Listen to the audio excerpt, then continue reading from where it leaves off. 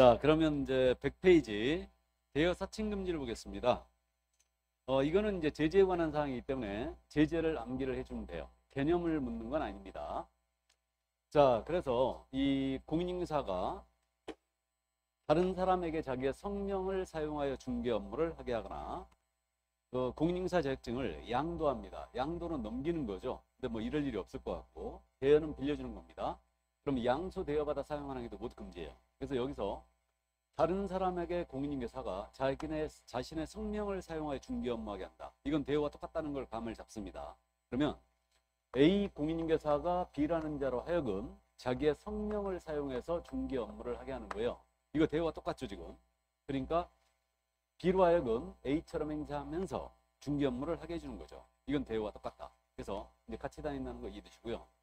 그러면 성명 사용하여 업무하게 하거나 자격증을 양도하거나 대여를 했다. 그러면 이때는 이 자격을 취소해야 되죠. 그럼 무상으로 빌려줬거든요. 이건 대여 아닌가요? 무상으로 빌려도 대여죠. 그래서 이때는 자격을 취소하고요. 그리고 1년 이하의 징역 또는 1,000만 원 이하의 벌금에 처합니다. 그래서 1년 이하의 징역 또는 1,000만 원의 벌금을 1-1이라고 부를 거예요. 1-1로 부를 겁니다. 그래서 1년에 1,000이다. 그리고 이자를 신고 고발했잖아요. 양도 대여한 자, 양수대여 받은 자. 이자를 신고 고발을 하면 포상금 건당 50만 원을 받을 수 있습니다. 이 정도. 자, 그럼 이거고요. 그러면 아드님이 자격을 취득해서 아버님께 중개사무소에 열었습니다. 이거 대여당이다. 대여죠. 그다음에 처가 자격을 취득하여 남편한테 중개사무소에 열었어요. 역시 대여죠. 그러니까 자격을 딴 사람이 직접 사용을 해야 됩니다. 그래서 이제 이게 양도 대여 이거 금지다. 자, 그 다음 이제 유사명칭 사용 금지가 있어요. 그러면 공인중개사가 아닌 자죠. 공인중개사가 아닌 자는 공인중개사 또는 이와 유사명칭을 사용하지 못합니다. 만약에 썼잖아요. 이걸 저는 자격사칭이라고 부를 거예요. 그래서 공인중개사가 아닌 자가 공인중개사 또는 이와 유사명칭을 사용했다. 그러면 이걸 자격사칭이라고 부를 거고 자격사칭자에 대해서는 1년 이하의 징역 또는 1,000만 원 이하의 벌금에 처합니다. 1-1이에요. 이게 1년짜리 징역사에 나중에 통째로 다 암기 들어갑니다. 그래서 이건 굉장히 중요해요. 그래서 암기를 다 할 겁니다. 유사명칭 사용 금지. 그럼 자격사칭자에 대해서는 일단은 이렇게 1-1로 처벌합니다. 자, 그럼 거기 자격증 대여의 판단 기준이라고 판례가 나와 있죠. 찾았습니까? 101쪽에. 자, 이거 보겠습니다. 공인인사 자격증에 대여 그랬는데 다른 사람이 그 자격증을 이용하여 공인중개사로 행세하면서 공인중개사 업무를 행하는 것을 알면서 그에게 자격증 자체를 빌려주면서 만다. 이게 대여의 개념이에요. 이게. 그럼 2번입니다. 무자격자가 공인중개사 업무를 수행하는지 여부. 이거는 외관상 공인중개사가 직접 업무를 수행하는 형식을 취한지 여부에 구애됨 없이 실질적으로 무자격자가 공사 명의를 사용하여 중개 업무를 수행한지 여부에 따라 판단해야 된다. 그러면 이게 자격증 대여인지 여부는 실질적으로 판단한다는 얘기죠. 그럼 실질적이란 말을 밑줄 하나 딱 그러면 되고요. 자, 3번입니다. 따라서 공인중개사가 비록 스스로 몇 건의 중개 업무를 직접 수행한 바 있다 하더라도 무자격자가 성사시켜 작성한 계약서에 자신의 인감을 나련한 방법으로 밑줄이에요. 자신의 인감을 나련한 방법 밑줄 긋고 자신이 직접 공사 업무를 수행하는 형식만 갖추었을 뿐. 자, 공인중개사 업무를 수행하는 형식만 갖추었을 뿐 밑줄 쫙 긋고요. 실질적으로 무자격자로 하여금 자기 명의로 공사업무를 수행하도록 한 것이므로 이는 공인중개사 자격증의 대여행위에 해당한다. 대여행위에 해당한다 밑줄 짝이에요. 그럼 이걸 압축해 보면 이렇게 되죠. 이게 무자격자가 작성한 계약서에 자신의 인감을 나련하는 방법으로 공인중개사가 직접 중개 업무를 수행하는 형식만 갖췄다. 그러면 이때는 대여로 판단했다는 얘기죠, 이거. 일단 이해해주세요. 형식만 갖추면 이건 대여로 갑니다. 자, 그러면 이제 4번으로 내려갑니다. 공인중개사가 무자격자로 하여금 그 공인중개사 명의로 개설 등록을 마친 중개사무소의 경영에 관여하게 하나. 자, 무자격자로 하여금 밑줄 쫙. 그리고 경영에 관여 밑줄 쫙. 자금을 투자하게 하고 자금을 투자의 밑줄. 그로 인한 이익을 분배하도록 하는 경우. 자, 이익을 분배 밑줄 쫙 긋고요.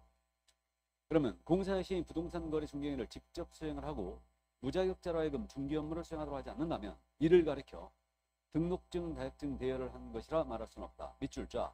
대여를 한 것이라 말할 수는 없다. 밑줄 자기. 그럼 이게 그 얘기 아닙니까? 무자격자로 하여금 중개사무소에 투자를 하게 하고 경영에 관여하게 하고 이익을 분배하도록 하여도 당연히 처벌 대상이 되는 것은 아니다. 근데 단서가 있었죠. 이자로 하여금 업무를 수행하도록 하지 않는다. 당연히 처벌대여라고 말할 수는 없다. 처벌 대상이 되는 건 아니에요. 그러니까 이해해 두세요. 무자격자로 하여금 중개사무소 투자하게 하고 경영에 관여하고 이익을 분배하도록 해도 당연히 처벌 대상이 되는 건 아닙니다. 이거는 그 정도만 이해를 하시고요. 자, 5번 내려갑니다. 중개 업무를 행하도록 적극적으로 권유를 했는데 지시한 경우는 물론 다른 사람이 자기의 이름을 사용하여 중개 업무를 하는 것을 양해 또는 허락하거나 이를 알고도 묵인한 경우도 포함되는 것으로 봐야 할 것이다. 참고하세요. 자, 그 다음에 6번입니다. 공인인계사가 아닌 사람이 영위하는 중개업이 업무방해죄 보호대상이 되는지 여부 일어났는데 공인인계사인 피고인이 자신의 명의로 등록되어 있으나 실제로는 공사가 아닌 자가 주도적으로 운영하는 형식으로, 자, 공인인계사가 아닌 자가 주도적으로 운영하는 형식, 밑줄 쫙 긋고요. 동업하다가 동업관계의 종료로 부동산 중개업을 그만두기로 한 경우 공인인계사가 아닌 사람의 중개업은 법에 의하여 금지된 행위로서 형사처벌 대상이 되는 범죄에 해당하는 것으로서 형사처벌 대상, 밑줄 쫙 긋고요. 업무방해죄의 보호대상이 되는 업무라 볼 수 없다. 업무방해죄의 보호대상이 되는 업무라 볼 수 없다. 밑줄 쫙이에요. 자, 이 부분이 지금 자격증 대여 파트에서 지금 이 판례가 실려 있는데 원래 이거 무등록 중개업에 관한 판례예요. 사실은. 이거는. 자, 그럼 이거 잠깐 설명하고 합니다. 판례가 여기 있으니까. 이게 무슨 사건이었냐면요.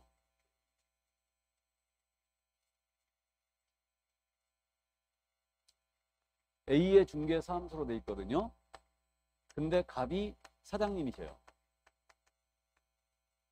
이거 무슨 뜻인지 아시죠?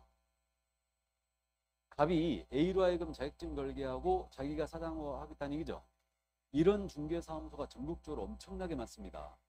우리가 추산하기로는 보통 대충 한 30% 정도는 이런 사무소로 지금 판단이 되고 있어요. 이거를. 그래가지고 이 자격증을 거신 분이 이 사무소에 출근을 안 하잖아요. 출근을 안 하면 이건 똑 떨어지는 대여예요. 출근 안 해버리면. 이게. 그래갖고 주로 이게 걸리는 게 자격증 거신 분이 출근 안 하는 거예요. 옆에 중개업소 찔러버리는 거지. 그래갖고 자격증 빌려서 하고 있는데 여기는 맨날 계약했다고 자랑하는 거야. 여기는.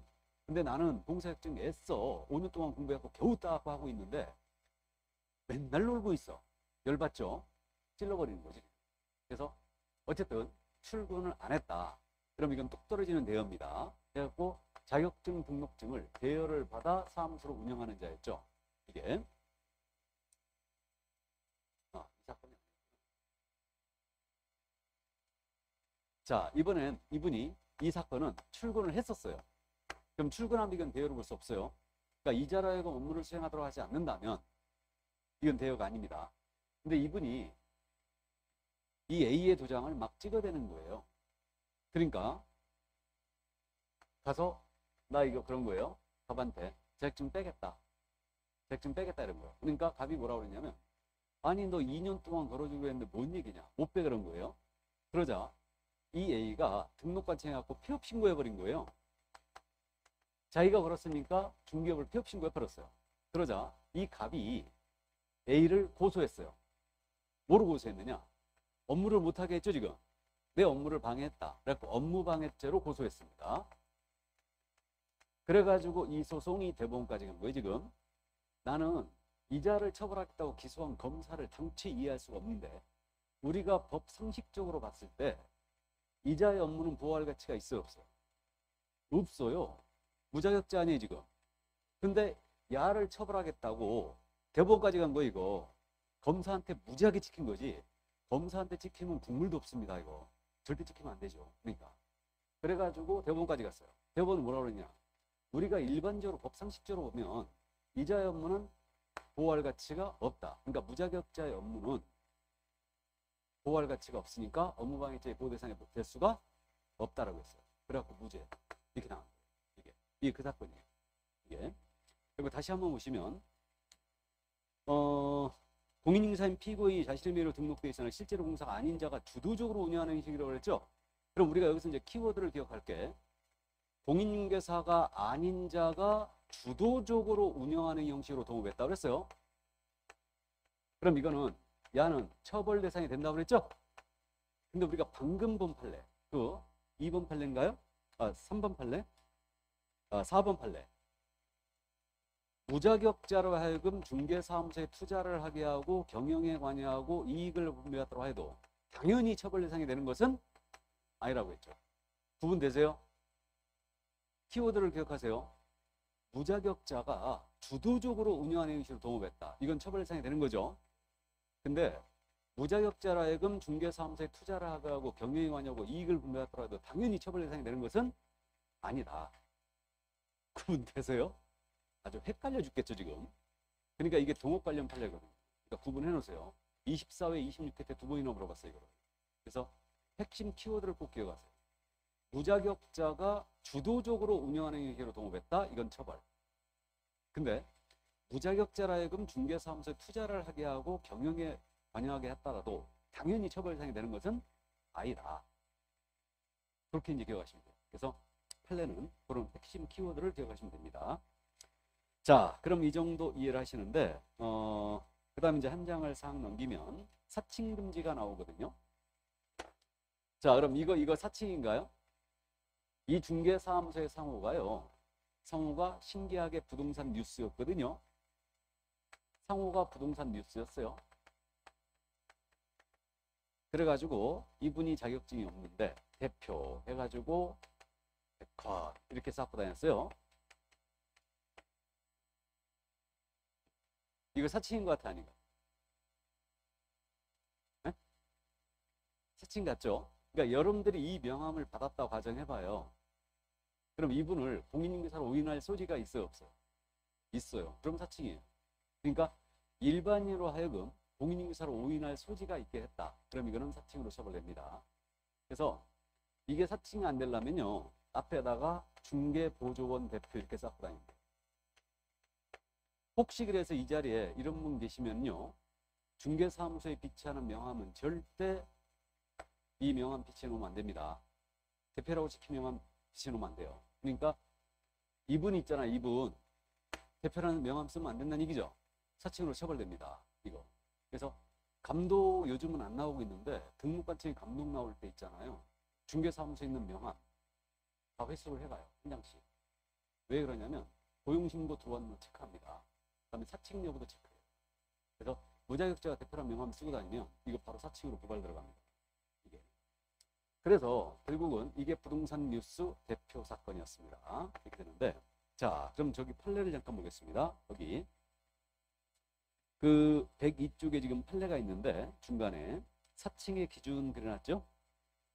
중개사무소의 개설능은 공사 또는 법인만이 할 수 있도록 정하여져 있으므로 중개사무소의 대표자가 이렇게 명함은 명칭은 일반적으로 그 명칭을 사용하는 자를 공인중개사로 오인하도록 할 위험성이 있는 것으로 공인중개사 유사명칭에 해당한다. 따라서 무자격자가 자신의 명함에 무자격자 밑줄 자신의 명함에 밑줄 부동산 뉴스 대표 밑줄 쫙 긋고요. 명칭을 사용한 것은 공인사 유사명칭을 사용한 것에 해당한다. 유사명칭에 밑줄 끄는 거예요. 알아보시겠죠? 그래서 부동산 뉴스 대표 사건 아주 잘 묻습니다. 이거 사칭으로 처벌한 사례예요. 자, 그 다음에 2번 판례는 참고해 주시는데 공인중개사가 아님에도 발품 부동산 밑줄이에요. 부동산 카페 밑줄입니다. 라고 표시된 간판을 설치하고 발품 부동산 대표란 명칭이 되는 명함을 사용한 것은 일반인으로 하여금 피고인인 공인중개사 사무소 또는 부동산 중개를 하거나 공인중개사인 것을 오인할 위험성이 있는 것으로 보이므로 공사법 규정에 말하는 유사명칭을 사용한 것에 해당한다. 유사명칭 밑줄에 그려놓고요. 그럼 발품 부동산 카페 사건이거든요. 그래갖고 발품 부동산이라는 간판을 설치했다. 부동산 카페라는 간판을 설치했어요. 이거 사칭이라는 얘기죠 지금. 그 얘기입니다. 그래서 이게 김포에서 벌어졌던 사건이거든요. 김포에서 벌어진 사건인데 50대 중년 여성이 간판을 갖다가 부동산 카페 발품 부동산이라고 간판을 설치한 거예요. 부동산 카페 발품 부동산 이렇게 표시했어요. 그래갖고 여기 하다 걸렸습니다. 걸려가지고 최종적으로 대법원에서 이분에 대해서 벌금 100만 원 때렸어요. 이건 사칭이다. 근데 검사가 이거 기소 잘못했지. 기소 잘못했어요. 이건 사칭으로 잡을 게 아니고요. 무등록 중개업으로 잡았어야 돼요. 무등록 중개업으로. 사칭은 지금 1-1이죠. 1-1인데 간판 설치하고 사무소 설치하고 있잖아 지금. 사무소 설치하고 한 것은 중개업으로 봐야지 이거. 그럼 무등록 중개업이 돼버려요. 무등록 중개업은 3년 이하의 조건은 3천만 원의 벌금이에요. 이걸로 기소했어야 되는데 검사가 사칭으로만 기소했어요. 그래갖고 사칭으로만 처벌했습니다. 무등록 중개업은 입증하기가 불편하거든요. 중개업을 했다는 걸 입증을 해야 돼요. 중개업. 근데 검사가 귀찮으니까 그냥 사칭으로 올려버려요. 간판만 가지고. 그래갖고 어쨌든 벌금 100만 원 나갔는데 부동산 카페 별풍부동산 기억을 해두세요. 부동산 뉴스 대표 사건. 그러니까 이번 판례는 한 번도 안 물어봤는데 부동산 뉴스 대표 사건은 엄청 잘 묻는 판례예요. 자, 그럼 이 정도 이해하시고요. 이제 103쪽에 지금 문제가 실려 있죠. 오늘 첫 시간이니까 문제 잠깐 한 번만 풀어보겠습니다. 자, 예제. 공인사업령상 공인사 자격 및 자격증 등에 관한 설명으로 틀린 것을 냈습니다. 다툼이 있으면 판례에 따른다. 27회 기출이었는데 1번입니다. 시도의사는 공인중개사 자격시험 합격자의 결정일로부터 2개월 내에 2개월의 밑줄을 긋고요. 시험 합격자에 관한 사항을 공사증 교부대장에 기재하는 자격증을 교부한다. 자격증 교부 밑줄 그으면 OX, X죠. 1개월이죠? 틀린 거라고 그랬죠? 정답이죠. 바로 아이고 반가워. 2번 공인중개사 자격이 취소는 3년이 경과되지 않은 자 공인중개사가 될 수 없다. 맞아요?